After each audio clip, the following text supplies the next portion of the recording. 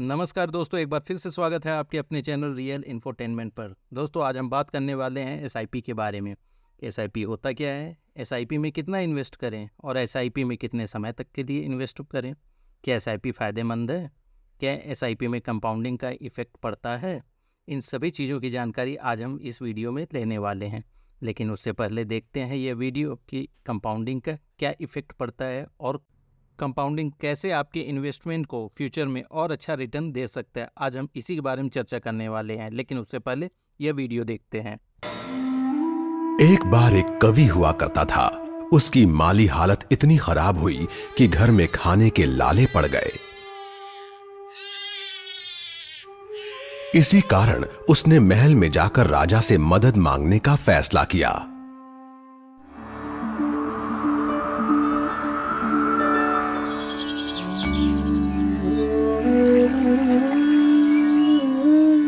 राजा के बुलाए जाने पर उसने अपनी कविताएं पढ़नी शुरू कर दी। वाह वाह वाह वाह वाह वाह। राजा बहुत प्रसन्न हुआ और उसने कवि से अपना इनाम मांगने के लिए कहा। कवि ने मोहरों से सजे शतरंज की ओर इशारा करते हुए कहा, महाराज, अगर आप पहले खाने में चावल का एक दाना रखें और हर खाने के लिए उसे दुगना करते जाएं, तो मैं समझूंगा मुझे मेरा इनाम मिल गया। बस इतना ही? राजा ने पूछा। सिर्फ चावल का एक दाना और सोना नहीं? जी हाँ महाराज। तो फिर ऐसा ही हो। दरबारियों ने चावल के दाने रखने शुरू कर दिए। पहले खाने में एक, दूसरे में 2, तीसरे में 4, चौथे में 8। इस तरह वो रखते गए। जब 10वें खाने में चावल रखने की बारी आई तो उन्हें चावल के 512 दाने रखने पड़े। 20वें खाने तक संख्या बढ़कर 5,24,288 हो गई।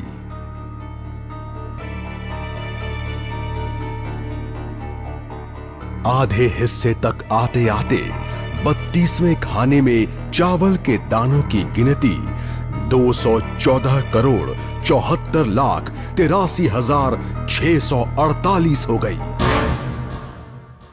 जल्द ही गिनती अरबों खरबों में बढ़ गई। आखिरकार अभागे राजा को अपना पूरा राजपाट उस चतुर कवि के हाथों सौंपना पड़ा। और इसकी शुरुआत चावल के सिर्फ एक दाने से हुई थी। कहानी की सीख, चक्रवृद्धि की ताकत को कम नहीं आंकना चाहिए। जैसा कि वीडियो में आपने कंपाउंडिंग के इफ़ेक्ट को देखा कि कैसे कंपाउंडिंग के इफ़ेक्ट से एक राजा को अपना पूरा का पूरा साम्राज्य गंवाना पड़ा और एक गरीब ब्राह्मण जिसके पास कुछ नहीं था और वह कंपाउंडिंग के इफ़ेक्ट से बहुत कुछ पा गया। अब हम बात करने वाले हैं एसआईपी के बारे में कि एसआईपी में कैसे हम इन्वेस्ट कर सकते हैं। लेकिन उससे पहले यह बात करते हैं कि एसआईपी होता क्या है। म्यूचुअल फंड कंपनीज द्वारा अपने म्यूचुअल फंड स्कीम में सिस्टमेटिक तरीके से रुपए को इन्वेस्ट करना ही एसआईपी कहलाता है। यह मंथली भी हो सकता है, क्वार्टरली भी हो सकता है, लेकिन हाँ ध्यान रहे यह लमसम इन्वेस्टमेंट इसमें काउंट नहीं किया जाता है। लमसम मीन्स एक साथ जो इन्वेस्टमेंट करते हैं वह काउंट नहीं किया जाता है। इसी को हम एसआईपी कहते हैं। एसआईपी का एक छोटा सा उदाहरण अगर मैं दूं तो आसान भाषा में आरडी जैसे होता है वैसे ही आपका एसआईपी भी होता है। अब हम बात करते हैं एसआईपी के अंदर आप कितना इन्वेस्ट कर सकते हैं। इसमें मिनिमम 500 रुपीज़ और मैक्सिमम की कोई लिमिट नहीं है।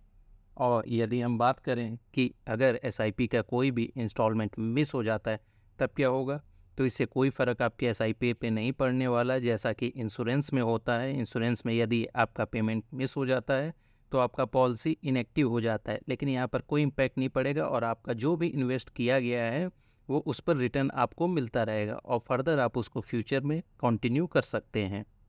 आगे बात करते हैं कोई भी पर्सन म्यूचुअल फंड में एसआईपी थ्रू कब इन्वेस्ट कर सकता है। तो चाइनीज़ एक प्रोवर्ब लिखा गया है जिसमें कहा गया है, the best time to plant a tree was 20 years ago, the second best time is now. इसका मतलब यह हुआ कि यदि कोई हम प्लांट लगाते हैं तो वह उसके लिए जो बेस्ट टाइम था वह 20 साल पहले था और जो सेकंड बेस्ट टाइम है वो अब है। यही बात एसआईपी में भी लागू होती है। जब हम शुरुआत कर दें वही सबसे अच्छा समय है।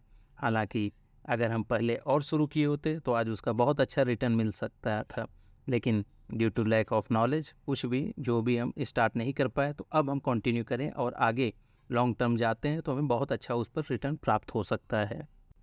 एसआईपी में ही क्यों इन्वेस्ट करना चाहिए? दोस्तों, अगर मुझसे मेरा ओपिनियन मांगा जाए तो मेरे हिसाब से एसआईपी बेस्ट है as compare to lump sum investment. क्यों? क्योंकि एसआईपी में जब भी आप इन्वेस्ट करते हैं तो सबसे अच्छी बात यह है कि आप एक स्मॉल अमाउंट से इन्वेस्ट कर सकते हैं, जो कि 500 रुपीज़ या उससे अधिक भी, वो आपके ऊपर डिपेंड करता है। और कोई चार्जेस भी नहीं लगता है इन्वेस्ट करने में। सबसे अच्छी बात है कंपाउंडिंग का आपको बेनिफिट इसमें मिलेगा।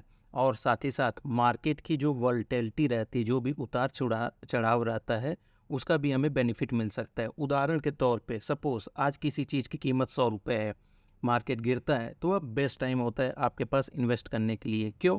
क्योंकि जब कोई चीज़ 100 रुपये की आज के समय में और मार्केट गिरता है तो वही चीज़ 90 रुपये में आ जाती है।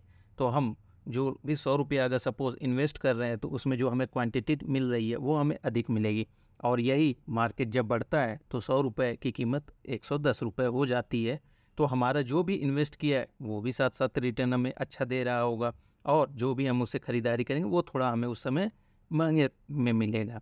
तो इसलिए एसआईपी बेस्ट है। और लमसम जब हम इन्वेस्टमेंट करते हैं तो उसमें एक जो सबसे बड़ी दिक्कत यह आती है कि इसमें किया हुआ इन्वेस्टमेंट यदि फ्यूचर में वो पोर्टफोलियो जो भी स्कीम लिए हुए हैं अगर वो अच्छा परफॉर्म नहीं करता है तो हमें रिटर्न भी उतना अच्छा नहीं मिलेगा। इसमें मार्केट में वॉलेटिलिटी की वजह से जब हम इन्वेस्टमेंट जैसा कि लगातार करते रहते हैं तो इस वजह से हमें जब चढ़ता है मार्केट उसका भी बेनिफिट मिलता है, और जब गिरता है तो उसका भी बेनिफिट मिलता है। इस तरीके से हम दोनों तरीके से लाभ कमा सकते हैं। इसलिए मेरे हिसाब से एसआईपी में इन्वेस्टमेंट फार बेटर है as compare to lump sum investment. अभी तक हमने बात किया कि एसआईपी क्या होता है और एसआईपी में इन्वेस्टमेंट क्यों करना चाहिए। अब हम आगे बात करते हैं कि सबसे अच्छा एसआईपी का चुनाव हम कैसे कर सकते हैं।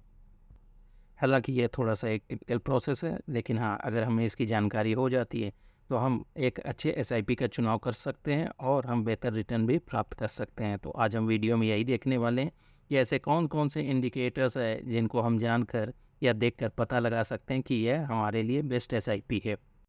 दोस्तों, म्यूचुअल फंड के रिस्क को मेजर करने के लिए ऐसे 5 इंडिकेटर्स हैं जिनकी आज हम चर्चा करने वाले हैं, जिनके नाम है alpha, beta, total expense ratio, standard deviation and Sharpe ratio. तो सबसे पहले आज हम बात करने वाले हैं अल्फ़ा की। एक पोर्टफोलियो मैनेजर पोर्टफोलियो की वैल्यू अल्फ़ा के थ्रू पता कर सकता है कि उसमें कितना ऐड हुआ है और कितना सब्ट्रैक्ट हुआ है। अल्फ़ा को जनरली कंपेयर किया जाता है बेंचमार्क इंडेक्स से। बेंचमार्क इंडेक्स आपका बीएससी हो सकता है और निफ्टी 50 भी हो सकता है जो एनएससी पे है। दोस्तों, उससे पहले जान लें कि निफ्टी 50 होता है। निफ्टी 2 शब्दों को मिलाकर बना है, नेशनल और 50। निफ्टी नेशनल स्टॉक एक्सचेंज पर सूचीबद्ध 50 प्रमुख शेयरों का सूचकांक है। निफ्टी शब्द नेशनल स्टॉक एक्सचेंज पर लिस्टेड सर्वोच्च 50 शेयरों पर आधारित है। इसी को हम बेंचमार्क इंडेक्स के रूप में इस्तेमाल करेंगे और अल्फ़ा से कंपेयर करेंगे। यदि अल्फ़ा की वैल्यू 1 आती है तो आपका जैसा निफ्टी 50 ने परफॉर्म किया है, यानी जो आपका बेंचमार्क इंडेक्स है जैसा परफॉर्म किया है वैसा ही आपके पोर्टफोलियो ने भी परफॉर्म किया है। और यदि वैल्यू 1 से कम आती है तो इसका मतलब आपका पोर्टफोलियो अंडर परफॉर्म किया है, और यही वैल्यू 1 से अधिक आने पर आपके पोर्टफोलियो ने अच्छा परफॉर्म किया है। अब हम उदाहरण के तौर पर देखते हैं कि नीचे एक स्नैप लिया गया है जिसमें निफ्टी 50 का परफॉर्मेंस लास्ट 1 ईयर का है। हालांकि यहाँ पे निफ्टी का परफॉर्मेंस लास्ट 1 ईयर में 17.90% है, लेकिन हम मानते हैं यदि निफ्टी ने यही 17.90 की जगह 10% रिटर्न दिया है और अल्फ़ा की वैल्यू 5 आती है तो इसका मतलब हमें जो अपने पोर्टफोलियो जो भी हमारा इन्वेस्टमेंट किया गया है उस पर 15% रिटर्न प्राप्त हुआ है। और यदि वैल्यू 10% ही रहती है तो यानी हमारे जो पोर्टफोलियो ने परफॉर्म किया है वो निफ्टी 50 के इक्विवेलेंट ही परफॉर्म किया है। अब आगे हम बात करते हैं कि यही अल्फ़ा हमारा अगर 5% लेस आता है तो इसका मतलब हमारा पोर्टफोलियो 5% लेस परफॉर्म किया है, यानी 10% जैसा कि निफ्टी 50 ने किया है तो हमारा पोर्टफोलियो सिर्फ 5% ही परफॉर्म किया है। अब हम बात करते हैं सेकंड इंडिकेटर की, जो कि बीटा है। सिस्टमैटिक रिस्क को मेजर करने के लिए बीटा का इस्तेमाल किया जाता है। आपके पोर्टफोलियो में कितना वोलेटिलिटी है या कितना वो वोलेटाइल है, इसका हम पता करने के लिए बीटा का इस्तेमाल करते हैं। और बीटा इंडिकेटर के थ्रू ही हम आपके पोर्टफोलियो को मार्केट के वोलेटिलिटी से कंपेयर कर सकते हैं। बीटा की स्टैंडर्ड वैल्यू हम 1 मानते हैं। यदि आपके पोर्टफोलियो की बीटा वैल्यू 1 आई है तो आपके पोर्टफोलियो ने मार्केट के बराबर ही परफॉर्म किया है, यानी आपके पोर्टफोलियो में जो भी उतार चढ़ाव हुआ है वो मार्केट के अनुरूप ही हुआ है। और इससे पता चलता है कि आपके पोर्टफोलियो ने मार्केट से अच्छा परफॉर्म नहीं किया है। यदि आपके पोर्टफोलियो की बीटा वैल्यू 1 से कम आई है तो इससे पता चलता है कि आपका पोर्टफोलियो लेस वोलेटाइल रहा है, मार्केट में जो भी वोलेटिलिटी मौजूद थी उससे कम ही वो गिरा हुआ होगा या बढ़ा हुआ होगा। यदि बीटा की वैल्यू 1 से अधिक आती है तो वह आपका पोर्टफोलियो अधिक बढ़ा होगा मार्केट के कंपैरिजन में या अधिक गिरा होगा। और नेगेटिव बीटा का मतलब यह होता है कि जो आपका बेंचमार्क परफॉर्मिंग इंडेक्स है, यदि जैसा परफॉर्म कर रहा है तो उसके उल्टा ही आपका पोर्टफोलियो परफॉर्म कर रहा होगा। अब हम उदाहरण के तौर पे देखते हैं, यदि बीटा की वैल्यू 1 है तो मार्केट भी उसी के अनुरूप परफॉर्म किया है, यानी वोलेटिलिटी सेम रही है। और यदि वैल्यू 1 से कम आई है तो इसका मतलब यह होता है कि आपका जो पोर्टफोलियो है जो भी मार्केट में घटाव बढ़ा हुआ है उससे कम ही गिरा होगा यदि मार्केट डाउन हुआ है। और यदि बीटा की वैल्यू 1 से अधिक है और मार्केट गिरा हुआ है तो आपका पोर्टफोलियो अधिक गिरा होगा। सिमिलरली अगर आपका पोर्टफोलियो अधिक बढ़ा होगा तो जाहिर सी बात है मार्केट में वोलेटिलिटी अधिक रही होगी और बीटा की वैल्यू भी 1 से अधिक रही होगी। और इसी तरीके से यदि मार्केट अधिक बढ़ा है और बीटा की वैल्यू 1 से कम है तो आपका पोर्टफोलियो उतना नहीं बढ़ा होगा जितना मार्केट में वोलेटिलिटी रही हो। अब हम बात करते हैं नेक्स्ट इंडिकेटर की, जो कि टोटल एक्सपेंस रेशियो है। तो दोस्तों ये टोटल एक्सपेंस रेशियो होता क्या है? एक एसेट मैनेजमेंट कंपनी जितना भी पोर्टफोलियो होता है उसको मैनेज करने के लिए जो भी फीस चार्ज करती है उसी को टोटल एक्सपेंस रेशियो कहते हैं। टोटल एक्सपेंस रेशियो में क्या क्या कंपोनेंट्स आ जाते हैं? तो मैनेजमेंट फीस आ जाती है, एडमिनिस्ट्रेटिव कॉस्ट आ जाता है, लीगल एक्सपेंसेस आ जाता है, ट्रांसफरेबल एक्सपेंसेस आ जाता है और भी बहुत से जो कि आपके एक्सपेंस रेशियो में आते हैं। एक्सपेंस रेशियो डिटरमाइन करता है कि जो भी आप फंड पे करते हैं, जितना भी आपका इन्वेस्टमेंट होता है उसको ईयरली मैनेज करने के लिए जो भी परसेंटेज आप पे करते हैं उसी को एक्सपेंस रेशियो कहते हैं। अब हम देखते हैं कि क्या एक्सपेंस रेशियो हमारे जो रिटर्न्स जो हमें मिलेंगे उस पर क्या कोई प्रभाव डालेगा। अब उदाहरण के रूप में देखते हैं, मान लीजिए हमने किसी म्यूचुअल फंड में 2 लाख रुपए निवेश किया है और एक्सपेंस रेशियो उस पर 1.5% है। अब 2 दिनों में इसकी वैल्यू यदि 2,125 रुपये और 2,500 हो जाती है तो उन 2 दिनों में हमें कितना रुपए पे करना पड़ेगा। जैसा कि कैलकुलेशन में हम देख सकते हैं कि पहले दिन हमें एक्सपेंस रेशियो के तौर पे 8.22 रुपये पे करना पड़ रहा है और दूसरे दिन 8.23 रुपये पे करना पड़ रहा है।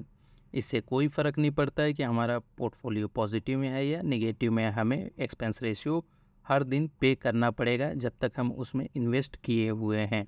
इस तरीके से हमारा बहुत अच्छा खासा अमाउंट एक्सपेंस रेशियो के तौर पे फंड कंपनीज़ को चले जाता है जो मैनेज करती हैं और इससे हमारा जो ओवरऑल रिटर्न होता है उस पर भी प्रभाव पड़ता है। अब हम बात करते हैं चौथे इंडिकेटर की, जो कि स्टैंडर्ड डेविएशन है। स्टैंडर्ड डेविएशन एक म्यूचुअल फंड में यह दिखलाता है कि कितना वोलेटिलिटी है। एक म्यूचुअल फंड में पास्ट परफॉर्मेंस के आधार पर हम यह पता करते हैं कि फ्यूचर में हमें कितना एक्सपेक्टेड रहेगा रिटर्न और उसमें कितना उतार चढ़ाव हो सकता है। इसी को हम स्टैंडर्ड डेविएशन के थ्रू पता कर सकते हैं। आप किसी भी फंड का स्टैंडर्ड डेविएशन हाई है या लो है पता नहीं कर सकते जब तक आप उसी की तरह दूसरा जो स्कीम्स है उससे आप कंपेयर नहीं करते हैं। लो रिस्क स्कीम जैसे कि डेट म्यूचुअल फंड, इनका जो स्टैंडर्ड डेविएशन होता है वह लो रहता है, जबकि इक्विटी का अगर स्टैंडर्ड डेविएशन देखें हम तो हमेशा हाई रहता है। अब हम बात करते हैं कि स्टैंडर्ड डेविएशन को कैसे हम इंटरप्रेट करें।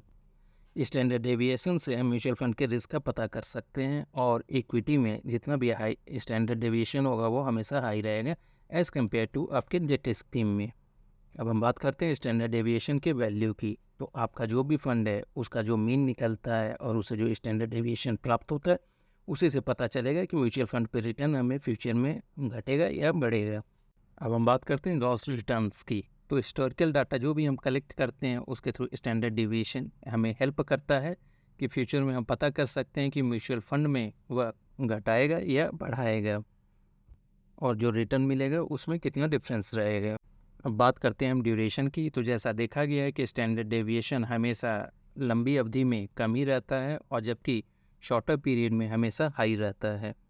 अब आगे बात करते हैं हम सेम कैटेगरी के फंड से कंपेयर करने पे। तो हमेशा स्टैंडर्ड डेविएशन का इस्तेमाल तभी बेनिफिट है जब वह हम सेम कैटेगरी का जो भी फंड एसेट क्लास है उससे कंपेयर करें, तभी हमें ये फ्रूटफुल रिजल्ट दे सकता है। और यदि टाइम फ्रेम भी हम सेम इस्तेमाल करते हैं तो हमें इससे सटीक रिजल्ट मिलेगा। अब अगर किसी फंड का स्टैंडर्ड डेविएशन हाई है और वह उसी कैटेगरी से बिलोंग करता है जिसका कि स्टैंडर्ड डेविएशन हमेशा हाई रहता है, तो इसका यह मतलब नहीं कि वह हाईली वॉलेटाइल है। इसलिए हमेशा जब भी कंपैरिजन करना चाहिए तो सेम सेक्टर और सेम एसेट क्लास से ही करना चाहिए। इससे हमें सही तरीके से पता चल सकता है। अब बात करते हैं हाई और लो स्टैंडर्ड डेविएशन होता क्या है। अगर हाई स्टैंडर्ड डेविएशन है तो इसका यह मतलब नहीं कि आपका फ़ंड अच्छा है या ख़राब है।